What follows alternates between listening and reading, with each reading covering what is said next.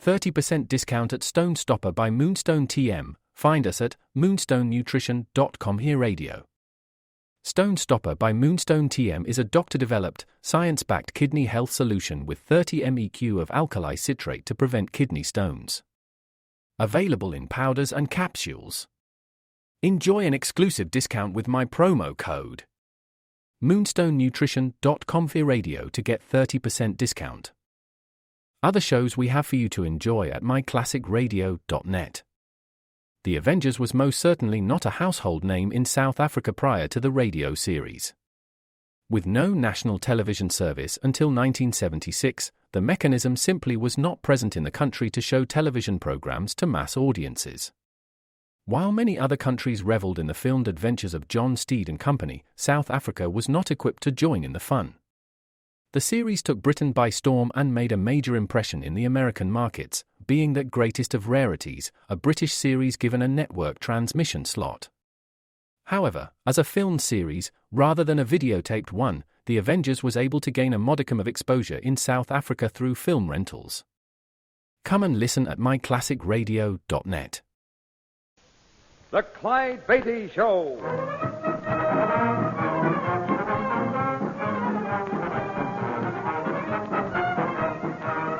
The world's greatest wild animal trainer, Clyde Beatty, with an exciting adventure from his brilliant career. The circus means thrills, excitement, snarling jungle beasts. The circus means fun for young folks and old.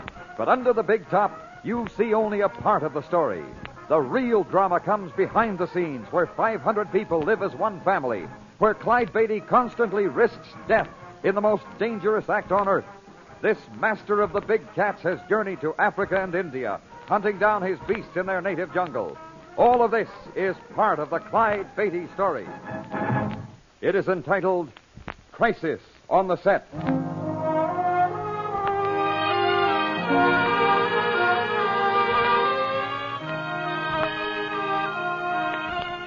Winter quarters is just another way of saying hard work in the lingo of the circus. Instead of a vacation, it means getting ready to put a bigger and better show on the road for the coming season.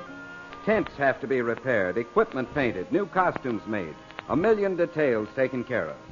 And in the case of the animal trainer, he must dream up and perfect new stunts for his jungle cats to perform. That's why most any day during the off-season, I'm still apt to be found in the steel arena, the big cage inside the cat barn. Nero! Back on that pedestal, you devil! Back! That's the time. Now, hold it. All right, Primba, come down. Right here. Come on. Now. Down, Flash. Down. Steady. All right. Over you go now. Over, Primba. Roll! Back up there now. Hold it. Good girl, Primba. I think that'll do it for today. Open the tunnel gate and let them back in their cages. Okay, Mr. Beatty. It's about time you came out of there, Clyde. Those cats will be striking for shorter hours if you're not careful. I didn't know you'd come over, Harriet. I think you'll be interested when I tell you why I came over. Oh, that's easy. Because you're madly in love with me. All right, I confess. But there's still another reason. Remember the man from Monarch Studios that talked to you last summer when we played Los Angeles? Well, sure. What about him? He's over at the office right now. He wants to talk some more about that circus picture they want to make. No kidding. Well, what are we waiting for? Come on.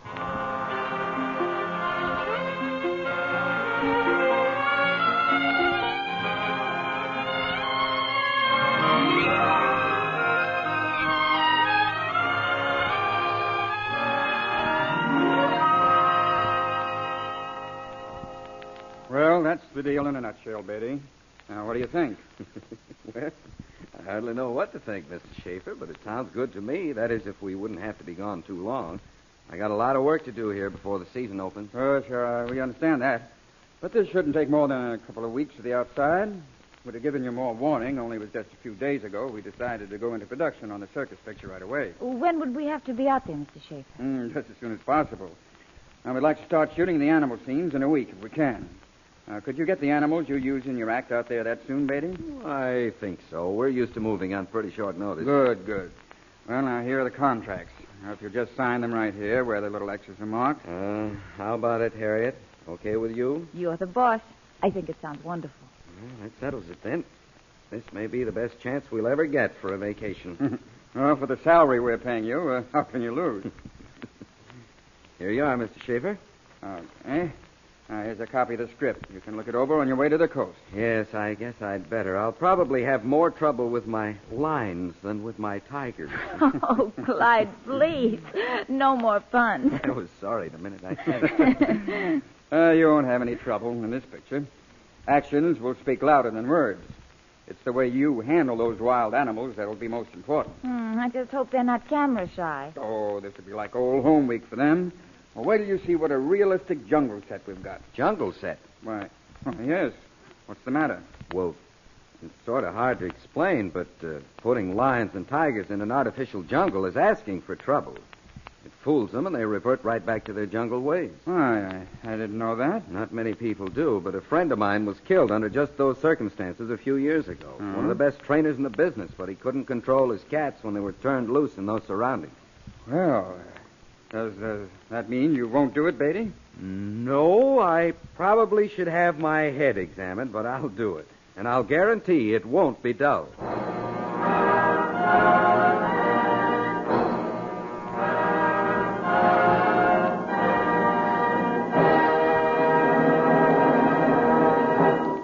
We return to Clyde Beatty after this message.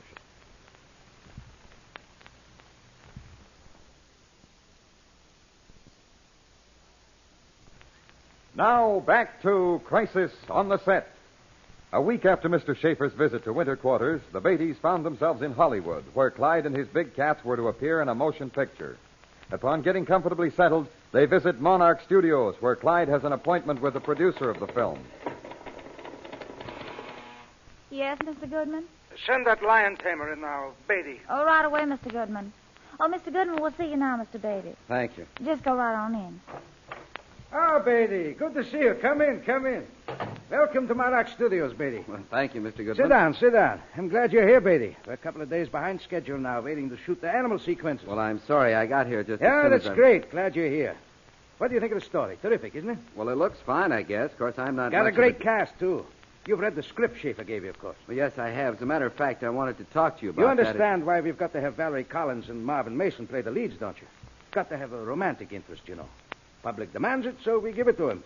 Of course, you'll still get feature billing. Well, that isn't what's bothering me, Mr. Goodman. That's all fine with me, but I was wondering about the boy who's playing the part of my kid brother, the one who's supposed to fight with a tiger. It seems to me... Tommy Fairchild. Great kid. You'll love him, Beatty. I don't doubt that, but it's that business where he wrestles a tiger that's got me stumped.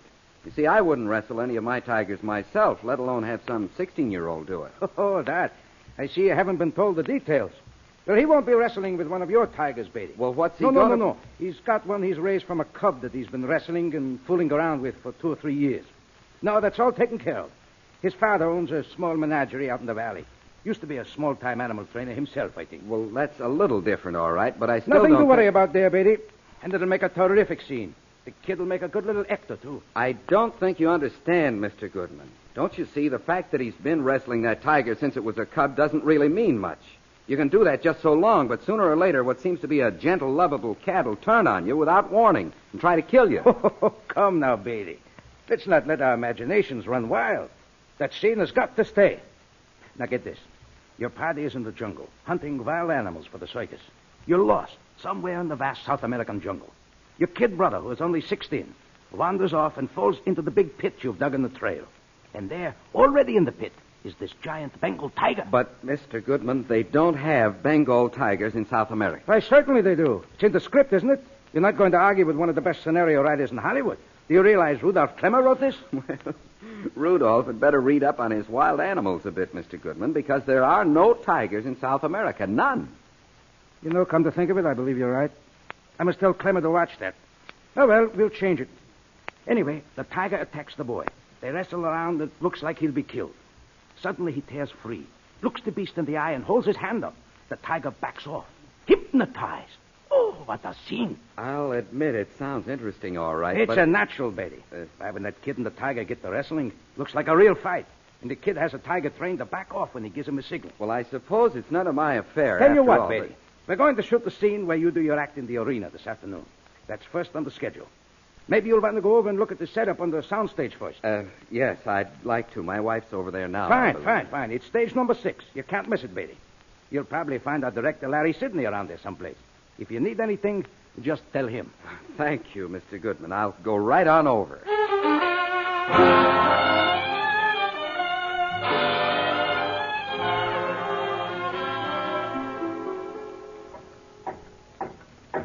Sorry I was so long, Harriet. Oh. You been having any fun? Oh, loads of it, Clyde.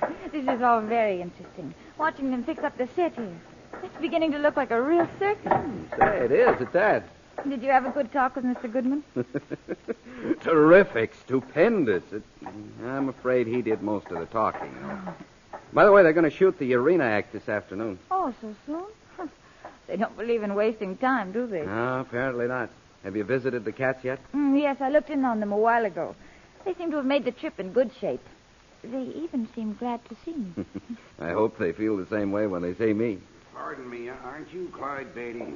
Oh, yes, I am. I'm Jack Fairchild Beatty. My son Tommy is going to be in the picture with you. Oh, I'm glad to know you. This is my wife, Mr. Fairchild. How do you do? Yeah, pleasure, Mrs. Beatty. Looks like they're going to have a swell picture here. I hope so. You know, you and I have got something in common, Beatty. I used to do a little animal work myself years ago. Oh? And of course, my training was mostly with chimps, dogs, one thing and another. I never got famous like you, but I learned plenty about animals, if I do say so. Well, maybe I shouldn't be asking, but didn't you ever learn that you can't trust any of them completely? What do you mean by that? I'm referring to this business of having your son wrestle with his so-called pet tiger. How long do you think he can get away with that? Oh, nothing to worry about from Raja.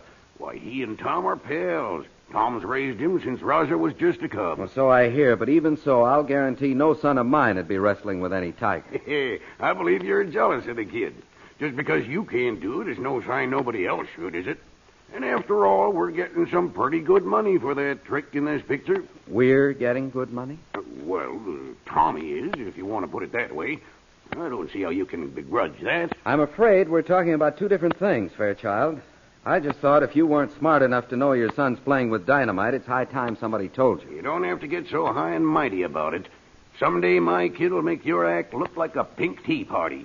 You just mind your own business, and I'll take care of mine, understand? Lovely fellow. Isn't he, though? I'll bet his kid is a typical smart aleck that thinks he knows all the answers, too. Oh, well, maybe I'm wrong. Come on, let's go grab a bite to eat and then get over to the dressing room. I still got to get dressed and ready to act, you know. Oh, my, but I'm impressed. Imagine me being the wife of a movie star.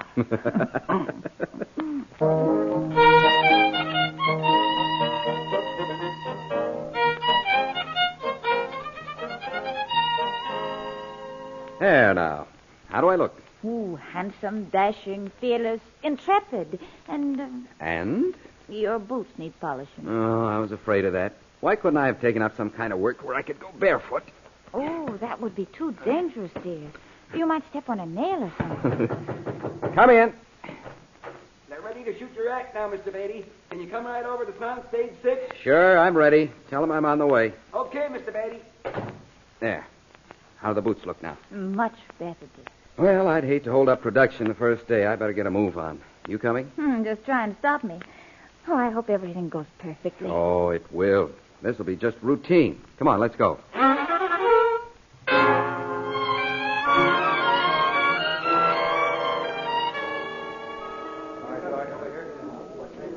Soundstage 6 was a madhouse. People running back and forth like ants and talking in a language all their own.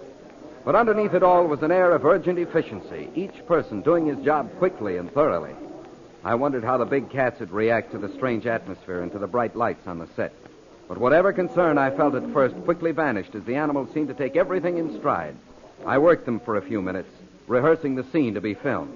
Then the director called. Okay, Mr. Beatty, we're ready to shoot. You all set? All ready, Mr. Sidney. Remember now, when that lion charges and you run for the safety cage at the end of the scene, register an expression of fear. You're terrified, afraid you won't get out in time. Oh, that'll be easy. I won't be acting for that shot. Okay. Quiet on the set.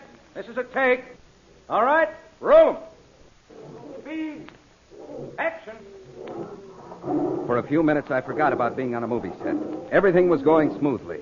Then I noticed some of the cats acting more and more surly. Suddenly it dawned on me they were protesting at the intense heat under the Klieg lights. I realized I'd have to cut the act short. But I remembered the director particularly wanted the shot of Caesar, my charge cat, chasing me into the safety cage. I hurried Slika, the spinning tiger, through her trick and cued Caesar down from his pedestal. He glared at me, his yellowish-green eyes flashing an ominous warning. Then, before I was in position, he started to charge. My grip tightened on the chair as I scurried backward toward the safety cage. Caesar, back! Twice I blanked him as I reached for the cage door. Then my heart froze. The door was stuck, and I couldn't budge it.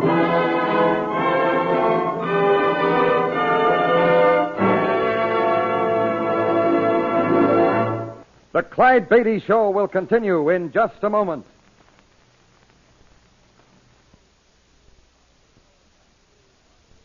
And now, back to Clyde Beatty and Crisis on the Set.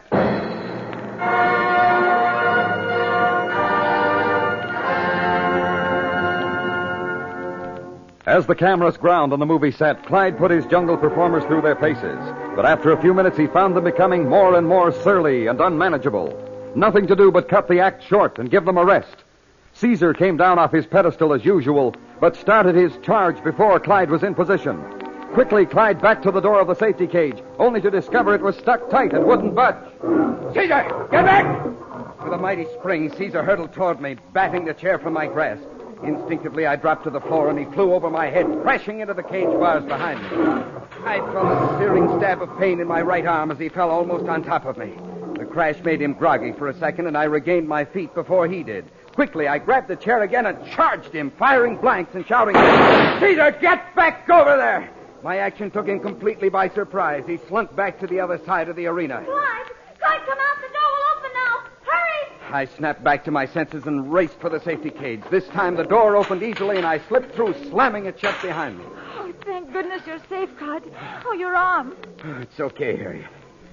Oh, what was the matter with that darn door anyway? Oh, look, this piece of wood got wedged underneath when you closed it, I guess. Well, I'm glad somebody had sense enough to realize that was terrific, Beatty. Sensational.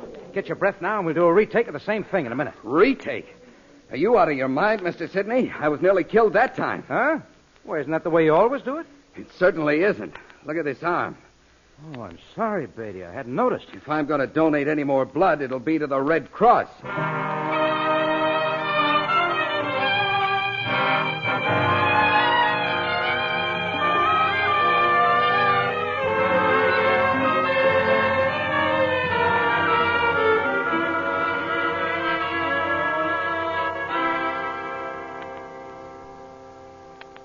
How does it feel now, Clyde? Oh, it's all right.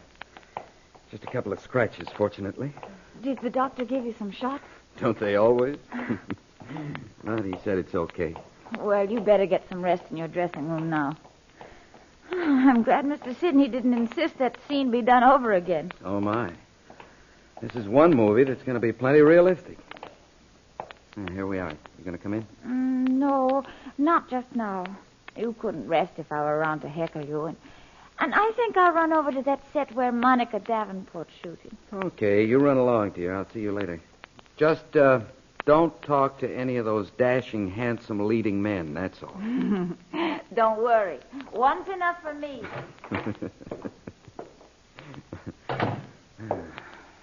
Mr. Beatty. Well, hello. I hope you won't be mad because I came in your dressing room, Mr. Beatty.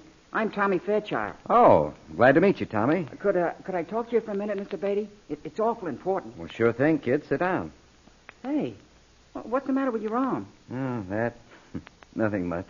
One of my lions and I had a little difference of opinion, that's all. He scratched me a little. Gee.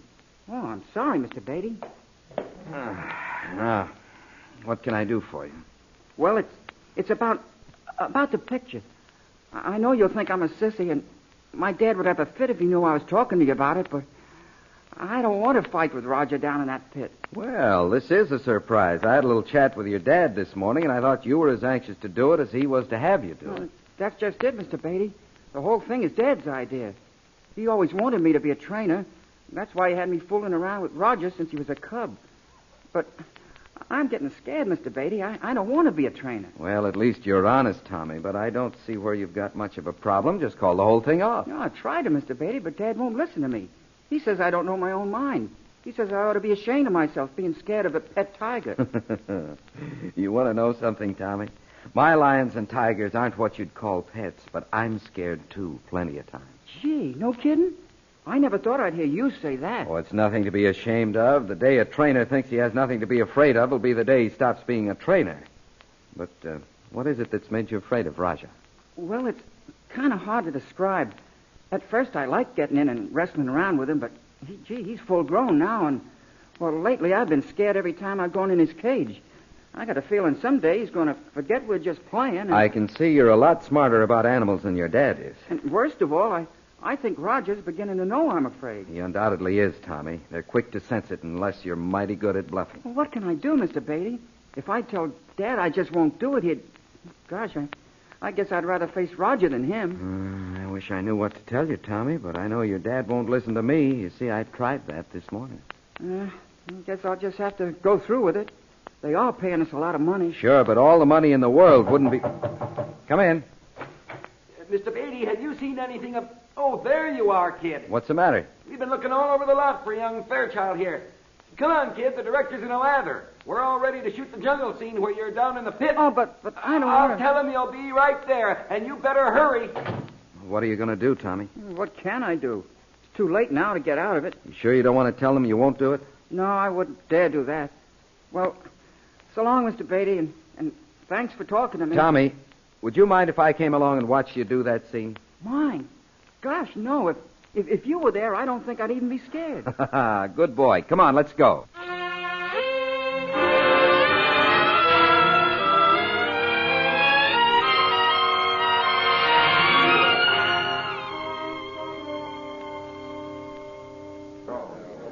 You got it straight now, Tommy? All you have to do is walk along the trail until you fall into the pit. And be sure you don't act like you know you're going to fall. Understand? Yes, sir.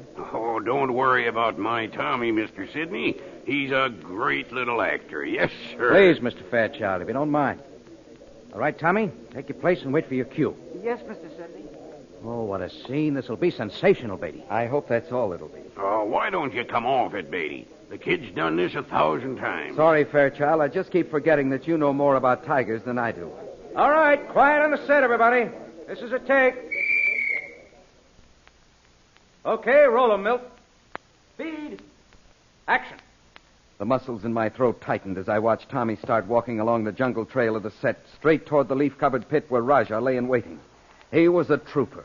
No outward sign betrayed the turmoil going on within him. He reached the edge. One more step, then he crashed through the brush and disappeared into the pit.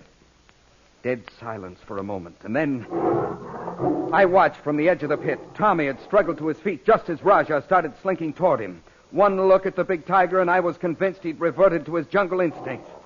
Suddenly he sprang toward Tommy. Stark terror showed on the boy's face. I could stand it no more. Quickly, I grabbed a chair from under the sound man. Beatty, what are you doing? You ruined the whole scene. Look out, that kid's going to be killed. Chair in hand, I jumped down into the pit just as Raja knocked Tommy flat. I jerked the blank gun from my hip pocket, at the same time poking the legs of the chair at Raja's head. Help me! He's gone crazy! I blanked him twice, saw him back off to the corner of the pit. Tommy looked up at me, hope replacing the mask of fear on his face. Rattle his cage door, somebody! Rattle the door! Most big cats associate the rattle with food. I held my breath. Then I saw Raja dash toward the cage. It had worked. He disappeared into the blackness, and the door slammed shut.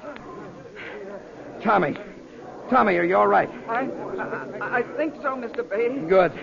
Hey, you up there, don't just stand around gawking. Help us get out of here.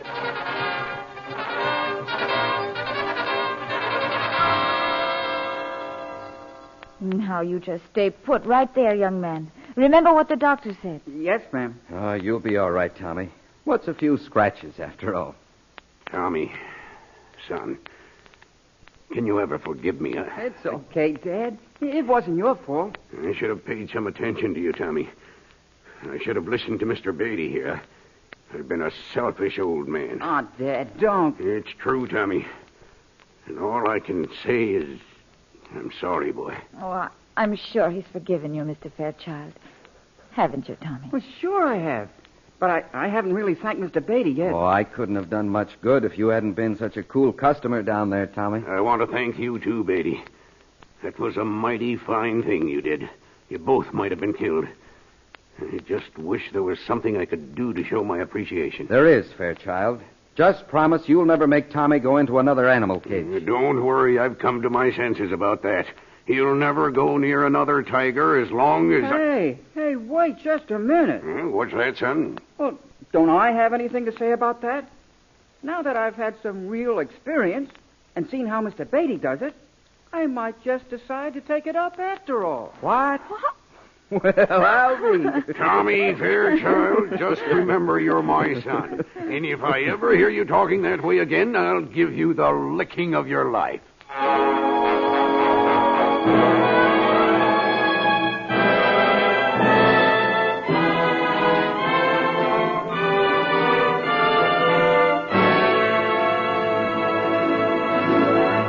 In a moment, Clyde Beatty will tell us about our next story. But first...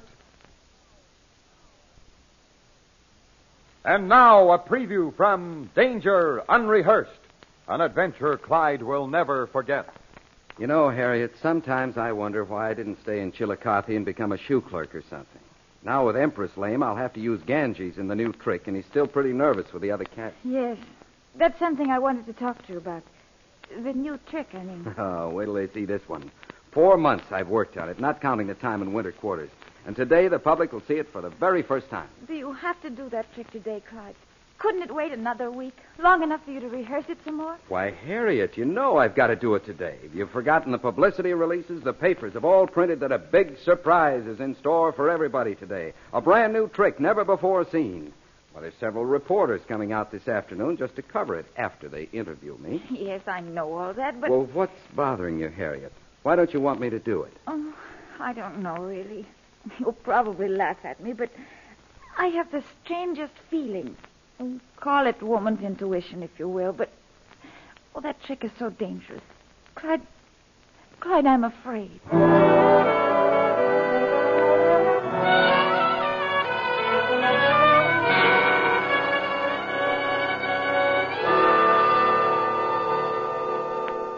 I should have taken Harriet's warning.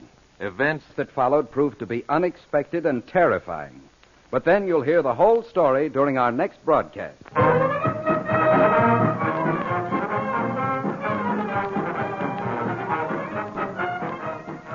Our stories are based upon incidents from the career of Clyde Beatty and the Clyde Beatty Circus. The Clyde Beatty Show is produced by Shirley Thomas. Crisis on the Set was written by Robert T. Smith. All names used were fictional, and any resemblance to persons living or dead is purely coincidental. This is a Commodore production.